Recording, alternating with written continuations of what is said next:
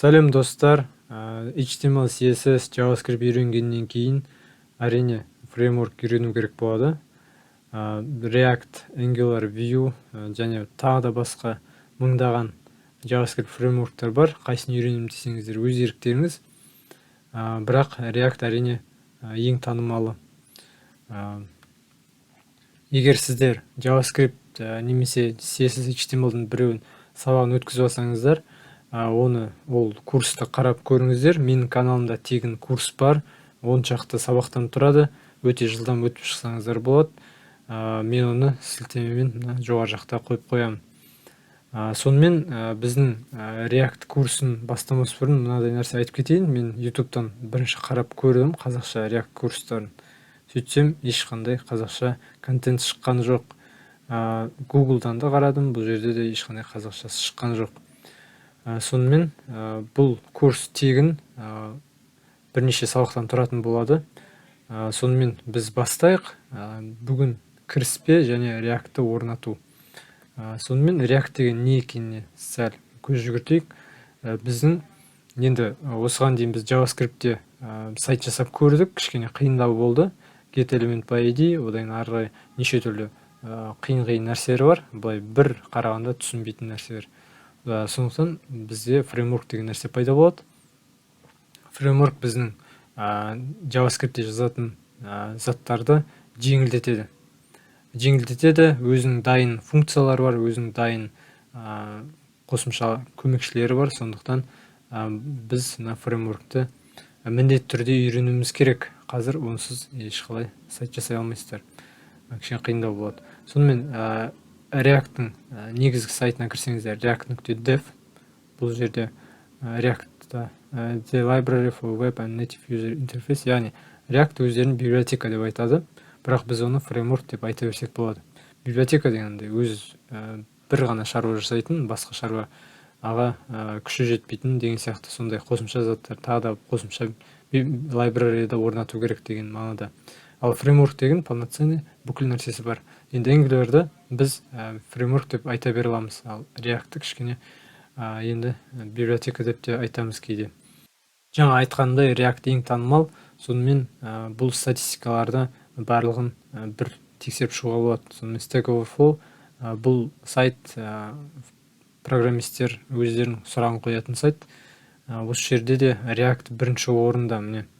Одан кейін Angular.js, одан кейін Vue.js. Енді мына жерде кішкене айта кететін жайт бар. Angular.js деген, қараңыздар, 2012-де сол кезде пайда болған библиотека, фреймворк, ал Angular ол оның екінші нұсқасы.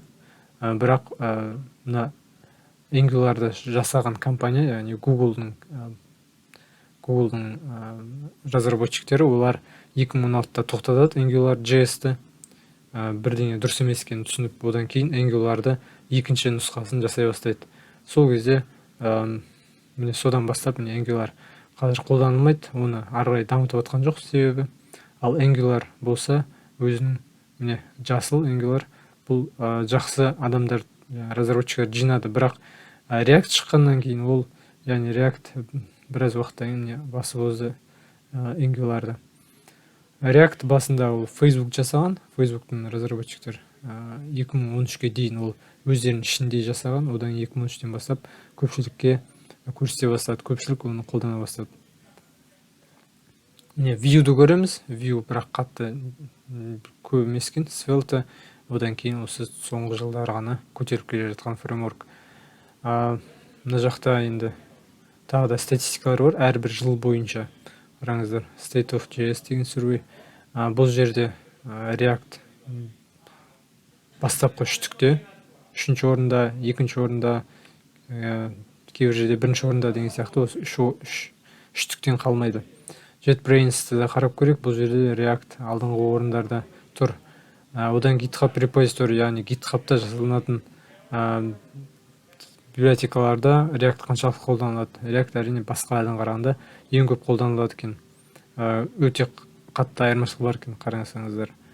Одан npm downloads деген npm, яғни React-ты орнату жиілігі немесе көптілігі. Бұл жерде де React басқалардан көп. Мынау npm packages, ол да жаңағы npm-ге қатысты. Енді Twitter'да follower React көп екен. Reddit'та да React-ға өте қатты қызығады екен. Hacker News қарасақ, бұл hiring trends, яғни жұмысқа іздеу, жұмысқа орналасу деңгейі бойынша да React бірінші алдыңғы орында екен, қараңыздар. Өте қатты айырмашылық бар. Кейінгі екінші орында бізде Vue тұр екен қазір соңғы жылдары. Одан Google Trends қарайық. Google Trends'та да React өте көп ізделінеді. Бұл жерде Google Trends'ке тағы бір қосып жіберетін нәрсе, мен қарағам Google Trends'ті Қазақстан бойынша қарағанда React алдыңғы орында, одан кейін бар Angular бойынша ізделінеді екен. Жұмыс жағы да сондай. React-та жұмыс жағы өте көп ізделінеді. YouTube трендтерін қарасаңыздар болады. Мына сілтемені, осы жақта қолданылған бүкіл сілтемелерді мен осы видеоның астына салып қоям. Қарап шықсаңыздар болады. GitHub Stars. GitHub-та негізгі не бойынша, React бойынша, бұл жерде де React қараңыздар, сәл айырмашылық бар екен. Бірінші орында бірақ Vue екен бұл жерде. Осындай статистикаларды енді көріп отырған артық етпейді. Бұл жерде трендтен қалмау керек, жаңа фреймворктарды көру керек. Бірақ негізгі фреймворк ретінде бір ғана фреймворкты алсаңыздар дұрыс болады. Мысалы, менде негізгі фреймворк React, мен Angular'ды білем, бірақ Vue'ды бір-екі рет қарағам, бірақ қатты қызықпадым. Сонымен сіздер бір фреймворкты таңдайсыздар, сонымен жұмыс істейсіздер. Ал бізде қазіргі сабақ бұл React жайлы. Енді React-ті бастамас бұрын жалпы мына фреймворктардың бәріне ортақ бір теорияны айтып жіберейін. Бұл SPA, Single Page Application және Multi-Page Application, осы екеуінің айырмашылығы. Осыған дейін осы React, Angular, Vue'лар шықпай тұрып, бізде сайт былай жұмыс істейтін. Мысалы, сервер деген біздің сайтты салып қоятын жер. Сайт салып қоятын жер, мысалы, біз клиент ретінде, біз мысалы Google Translate іздейміз, мысалы, сайтты, немесе басқа бір сайтты іздейміз. Сол кезде біз запрос жібереміз, запрос дегенде сұраймыз, осындай бізге бетті берші деп серверден. Сервер бізге бір HTML жібереді. Одан екінші бетіне кіріп көреміз, сервер екінші бетін жібереді. Сөйтіп әрбір бетті сервер өз дайындап HTML ретінде бізге жіберетін болады. Ал енді жаңа жүйе, бұл Single Page Application, яғни атайтып тұрғандай, бұл жалғыз беттік приложениелер. Мынау бірнеше беттік болды, multi-page деген, жалғыз беттік. Жалғыз беттік қарасаңыздар, бұл жерде бір рет сұраймыз бетті, бізге бір ғана HTML жібереді. Болды, арғай бізге HTML жібермейді. Қалған беттің бәрін JavaScript клиент, яғни біздің браузерде JavaScript құрастыратын болады. Ал керек ақпараттарды біз серверден AJAX запрос арқылы алатын боламыз. Бізде JSON файлымен, JSON-мен бізге ақпаратты жіберіп отыратын болады сервер. Ал ешқандай HTML-ді біз алмаймыз. HTML-дің бәрі, бізге беттің бәрі JavaScript құрастырып беретін болады. Бұның артықшылығы неде деген кезде, бұның жылдамдығында. Ең басында, мына біріншісін қарайтын болсақ, бұл жерде әрбір HTML үлкен память алады. Әрқайсын жіберіп отырған кезде, енді бір-біріне ұқсайды ғой, енді бірнеше код қайталанады деген сияқты. Сондықтан бұл уақыт көп алады әрбір беті. Ал мына Single Page Application-де бір рет жібереді HTML-ді, JavaScript екеуі бірге арғай JavaScript құрастыра береді. Яғни мына жерде ешқандай запрос болмағандықтан ол өте жылдам болады. Кейінгі беттердің бәрі өте жылдам көрінетін болады. Бастапқыда енді сәл кішкене көбірек болады шығар, бірақ одан кейінгісінің бәрі өте жылдам кіретін болады. Бұдан да басқа артықшылықтар бар, оларды көре жатармыз сабақ барысында. Ал енді практикалық жағына көшейік. Ол үшін Google-дан былай іздейсіздер, Windows Node.js install Windows. Кімде Mac деп іздей беріңіздер. Жай Node.js install десеңіздер болады. Сол кезде мына Node.js-дің бастапқы бетіне кіруге болады. Мына сілтемені де салып қоям видеоның астына. Осы жақтан кіріп мынадай бетті ашасыздар. Бұл жерде енді кімде Windows осын басады, кімде Mac осын басады. Мен Windows болғандықтан осылай басатын боламын. Менде міне 30 мегабайт екен. Бұл осы Node.js-ті орнатамыз. Node.js-ның қасында npm болады. npm деген қазір бәрін көреміз не екен. Жалпы осы ғана орнататын нәрсеміз, осы ғана негізі. Осы ғана бағдарлама орнатсақ, болды, ары қарай біз React-пен жұмыс істей бере аламыз. Так, бұл болғаннан кейін не ашылады. Қарапайым орнату, бұл жерде ешқандай көп нәрсені біліп керек емес.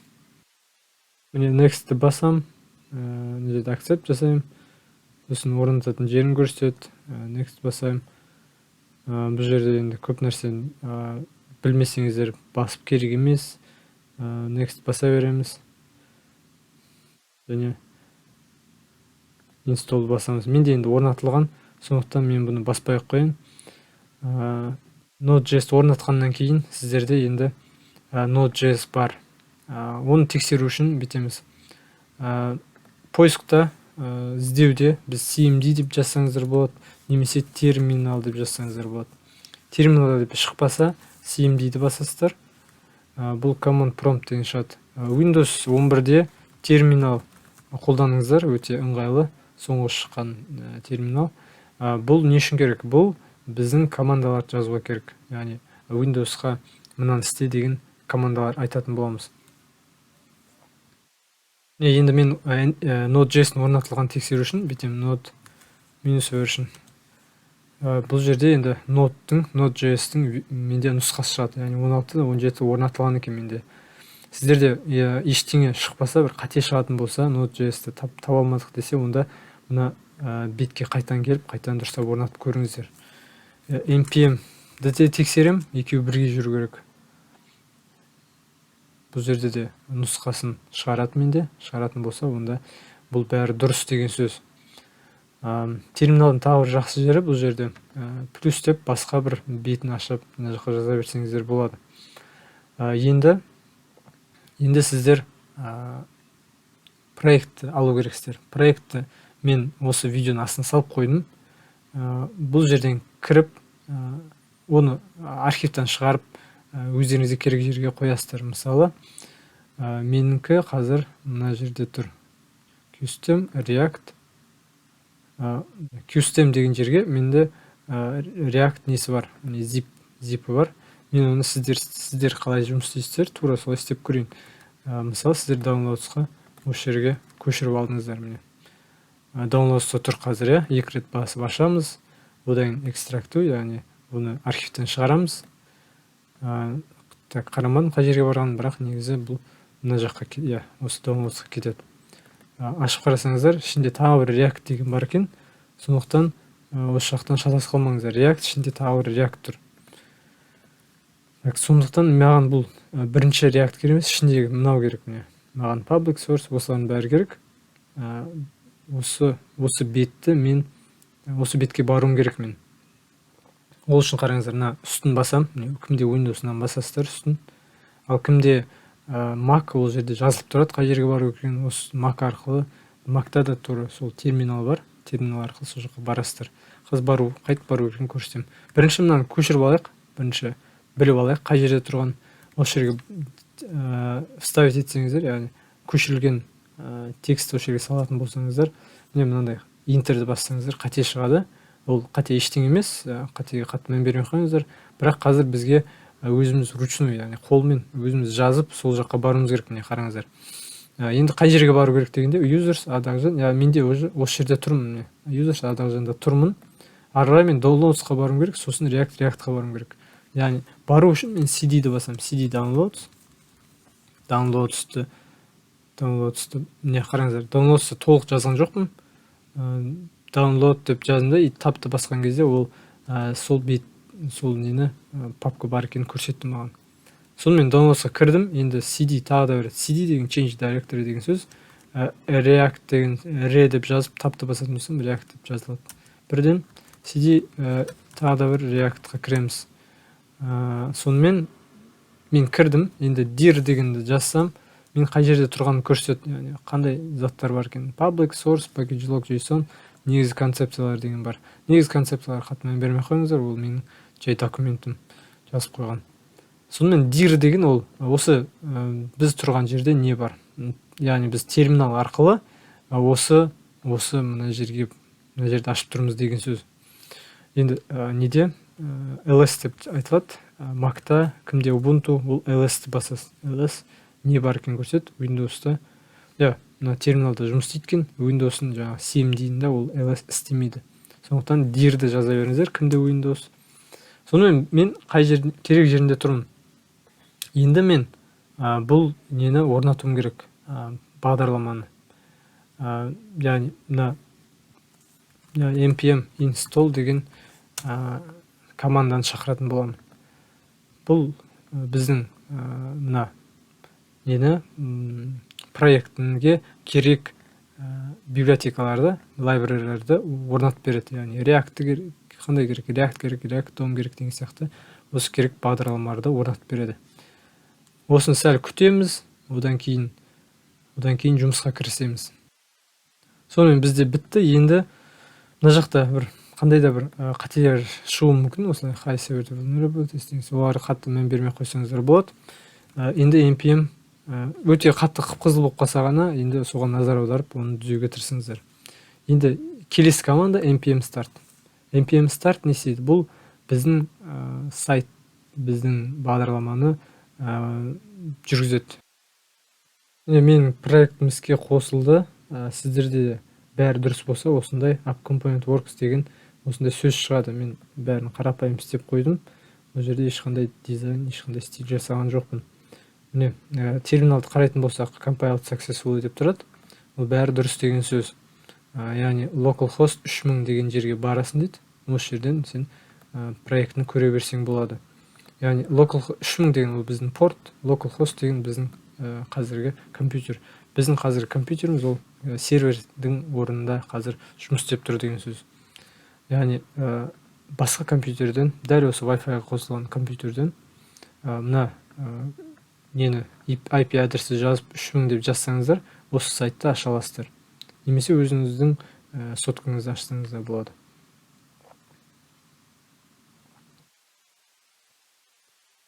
Ал енді проектіні біз Sublime'да ашайық.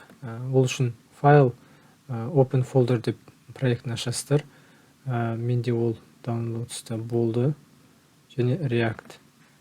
Міне осын басым. React'ның ішінде React болып қалды, ештеңе етпейді. Енді неге қарайық? Біздің папкалары қарайық. Бізде не бар? Node modules деген бар. Node modules'қа бұл автоматын пайда болған нәрсе. Бұл біздің библиотекалардың орналасқан жері. Керек библиотекаларды осында орнатып тастады. Біздің React npm install деген басқанда осы пайда болды. Package log'та бұл да автоматын пайда болады. Басында менде package JSON болған. Node modules'ке және package log JSON-ға мүлдем тиіспейміз. Біз package JSON-ды арасында өзгертеміз керек кезінде. Және біз source пен public'та жұмыс істейміз. Public'та қарасаңыздар бір ғана HTML бар екен, index HTML деген. Бұл біздің жаңа айтқан single page application'дегі болатын жалғыз HTML. Қазір ішіндегі кодтарға кейін назар аударамыз, әзірге ненің не екенін көріп алайық. Енді мына жерде source'ның ішінде, source деген src, бұл жерде нақты осы жерде сіздер компоненттеріңізді, керек нәрселеріңді осында жасайтын боласыздар. Index.js негізгі біз кіретін JavaScript, осында біз кіру арқылы осы компоненттерімізді осы біздің сайтта жұмыс ете аламыз. Міне app.js бұл біздің негізгі компонент. Енді package.json-ға кішкене назар аударайық. Бұл жерде бізде dependency деген жерді қарасаңыздар, React, React DOM, React Scripts дегендер бар. Осы міне біздің керек библиотекалар, лайбрарилар осылар. React, яғни 18-ші нұсқада қазір. React DOM бұл біздің браузермен жұмыс істейтін библиотекамыз. Кім мобилкамен жұмыс істейді? React Native деген нәрсе бар. Мобилкаға React пен мобилкаға да жаза берсеңіздер болады. React Script ол біздің осы приложениені запускать етуге, яғни жұмыс істетуге қолданылады.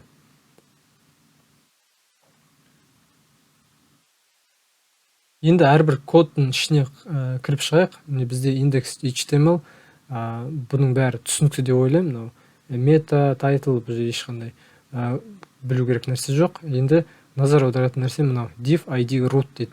Div деген бар бізде, және id бар, және басқа ештеңе жоқ. Ішінде content here дейді.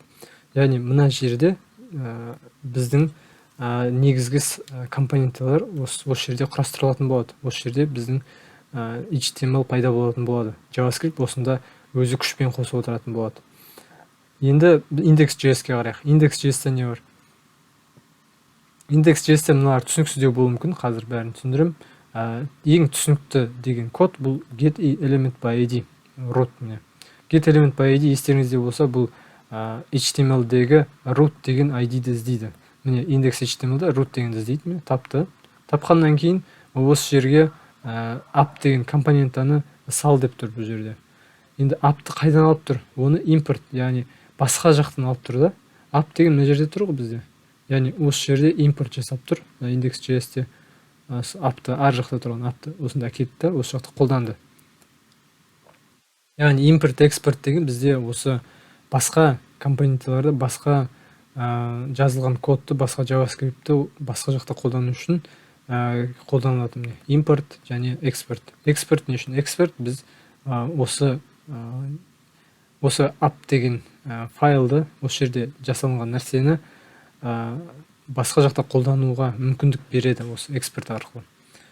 Міне, енді app.js біздің компонентта қандай нәрсе? Бұл қарапайым функция. Біздің компонентта функция. Міне, app деген компонентта, app деген функция ішінде return ғана бар екен, яғни қайтарады. Қайтарады, нені қайтарады? HTML-ді қайтарады. Осындай нәрсе, осы арқылы бізде React жұмыс істейді.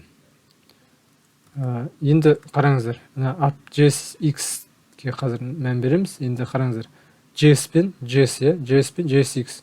Мына жақта index.js деп тұр. Осыған дейін біз JS пен жұмыс істейтінбіз, JavaScript. Ана жақта JSX деген қайда пайда болды? Бұл JSX деген JavaScript-те HTML-ді қолдануға арналған синтаксис. Осыған дейін біз HTML-дің ішінде JavaScript-ті нететіміз, қолданатымыз. Ол ешқандай проблема емес еді. Енді мына жерде біз JavaScript-ның ішінде HTML жазамыз. Бұл JavaScript JSX деп аталады. Кімде өзгермесе, Sublime-да сіздер мына жақтан басып, оң жақ, төменгі жақта JSX. Сіздер JavaScript басқа нәрсе тұру мүмкін, соның үстін басасыздар. JavaScript деген табастарда JSX деген таңдайсыздар. JSX таңдасаңыздар, кодтарыңыз әдемі болып қалады.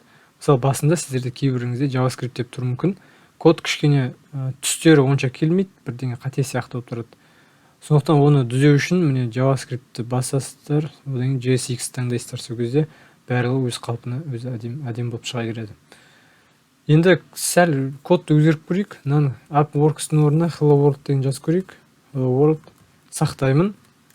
Және мен браузерді ашамын. Бұл қараңыздар, мен браузерді жаңартпай тұрып өзі өзгеріп кетті. Яғни Hello World бізде бірден жаңарды. Міне, екіні қостым, бұл да бірден жаңарды. Неге? Себебі біздің жаңағы npm-де запуск жасап қойдық қой. Браузер оның өзгерісін бәрін біліп тұратын болады, және өзін жаңартып тұрады сол арқылы. Мына жақта неше түрлі нәрсе жазсаңыздар болады. Div-тің ішіне h1-ді қойсақ болады. Кішкене бір басқаша алып жазып көрейік. Мына дөңгелек жақшаны жазғандықтан, мынаның ішіне бірнеше жолда HTML жаза берсеңіздер болады. Так, h1-ді қосып көрейік мына жерге. Және h1-дің ішіне бір кез келген сөз жазып көрейік. Біздің h1-міз кішкене үлкенірек болды. Енді мына index.js-ті сәл өзгертіп көрейік. Мына app.js-ның орнына кез келген нәрсе жазуға болады. Мысалы, бірден app.js емес, ол жерге мысалы h2 деп бір код жазып салуға болады. Мысалы hello деген, сақтаймын. Енді hello өзгеріп кетті. Енді кодын қарап көрейік, біздің inspect, бәріміз білетін inspect көрейік. Бұл жерде қараңыздар, біздің hello шығып тұр. h2-ның ішінде бәрі дұрыс. Және div id root. Міне, жаңа біз index.html-де көрген id root осы міне. Біздің index.html тұр, және ішінде hello қосылып тұр. Мұнан қайтадан өз орнына әкелейік. ячейканың орнына бізде app болатын. Сақтаймын. Және біздегі жаңағы ID root'ымыз, оның ішінде div, оның ішінде h1 title деген шықты, яғни app'тың ішінде не тұр, сол шығатын болды. Және тағы бір байқаған болсаңыздар, React'та компоненттер өз-өзін былай жаппайды. Былай жабуға болады ғой, енді app деп, бірақ ішінде ештеңе болмайтын болса, онда былай жазсаңыздар болады, өзін-өзі жабатын тегтер. Яғни мына жаққа біз тағы бір div қосатын болсақ, divтің ішінде ештеңе болмаса, былай жаба салуымызға болады. Міне, ешқандай қате емес, JSX оны қабылдайды. Және бізде div деген артық div пайда болды, оның ішінде бос. Достар, енді React-тың мүмкіндігін көрейік. Мынадай нәрсе жасап көрейік. Бізде counter деген, яғни бір кнопка қосып көрейік та, және оған бір action қосайық. Яғни оны басқан кезде бір санды өсіріп отырайық. Мысалы, button қосам. Так, бұл жерде add-тейік. H1-дің орнына бір қандай да бір сан. Сақтайық қойын. Міне, мысалы, add-ті басам, мына сан 12-13 деп өсе беру керек. Ол үшін әрине біз айнымалы қолдануымыз керек. Айнымалсыз оны жасай алмаймыз. Әзірге let жазып қойын. Let, мысалы, count. Ол, мысалы, бізде 11. Мына жерге count жазатын болсам, ол бізде шыға ма? Шықпайды, себебі мен мына жерге count деген сөзді жаздым. Тек қана сөз. Сөзді емес, айнымалыны қабылдау үшін мен мынандай Y жақшаны қолданамын. Y жақшаны жазған кезде міне count-тың 11 деген мәні шықты. Мынаны шынымен осы екенін тексеріп көрейік. 17 деп жазып көрейін. 17 шығады. Енді add-қа біз клик, яғни басқан кезде action жасауымыз керек. Ол үшін функция жасалайық бірінші. Мысалы, функцияны мына жаққа жаза беріп қараңыздар. Returnға дейін бір кез келген функцияның ішінде функция жасай беруге болады. Естеріңізде болса, add деген функция қосам, бізде ол count-ты қосатын болатын. Count плюс. Окей, сақтайын, және button-ға осы клик функцияны қосайын. JavaScript, осыған дейін HTML-да он клик JavaScript функциясын шақыру үшін осылай істейтін болатынбыз. Ал React-та он клик, яғни кликті camel case-пен жазамыз. Мынау екі түрлі сөз болғандықтан он клик, он submit деген сияқты осының бәрі осылай қолданады. Және мына жақта бір add деген функцияны шақыру үшін мен Y жақшаны тағы да соны қолданамын, және add-ті беретін боламын. Add-ті былай бірден шақырмаймын. Add-ті ссылка, яғни сілтеме ретінде мен осы жаққа жіберетін боламын. Енді тексеріп көрейік. Өзгерді. Енді add-ті басам. Ештеңе өзгеріп атқан жоқ. Енді мынау істей ме? Соны тексеріп көрейін. Console log. Мен add жасап жатырмын ба? Соны тексеріп көрейін. Шынымен бұл жұмыс істей ме екен функция. Сақтаймын. Қараңыздар, 18, 19, 20 бәрі дұрыс өзгеріп жатыр. Бәрі өзгеріп жатыр. Count-ымыз, бірақ мына жердегі нәрсе жаңармай жатыр. Мына жердегі біздің H1-міз жаңармай жатыр. Ол неге деген кезде бұл айнымалы өзгерсе, мына React оны жаңартам деп ойламайды. То есть жаңартуға ол жеткіліксіз. Angular'да жаңартуға болады, енді React-та онда емес. Себебі React-та ол үшін басқа нәрсе бар. Ол state деп аталады. State состояние, жағдай. Яғни біз жаңа бір осы app деген компонентке, компонент деп айта берейік, осы компонентке өзінің жағдайын, стейтін жасауымыз керек. Сол стейт өзгергенде ғана осы біздің рендер өзгеретін болады. Яғни мына HTML өзгеретін болады. Ол үшін біз useState дегенді қолданамыз. useState не қайтаратын көрейік? Let, мысалы, state дейік. Let state, сақтаймын. Яғни қате болады, себебі мен useState-ті басқа жақтан импорт жасауым керек. Ол React-та тұр. Сондықтан мен былай React-тан оны алатын боламын. Міне, менде бәрі дұрыс. Жаңартып жіберейін. Міне, менде бәрі дұрыс. Енді state-ті консольмен көрейік, не бізге қайтарып жатқан. State сақтап көрейік. Жаңартайық. Undefined және екіншісі функция. Мына useState бізге array массив қайтарып жатыр. мынадай. Біріншісі ол undefined дейді, және екіншісі функция екен. Undefined және функция. Енді мына жаққа use state'ке басқа бір нәрсе жіберіп көрейік, не болады екен, 23-ті жіберіп көрсем, ол енді undefined'ның орнына 23 кетті. Яғни не жіберді бізге? Біріншісі ол state'ның мәні, екіншісі ол state'ті өзгертетін функция.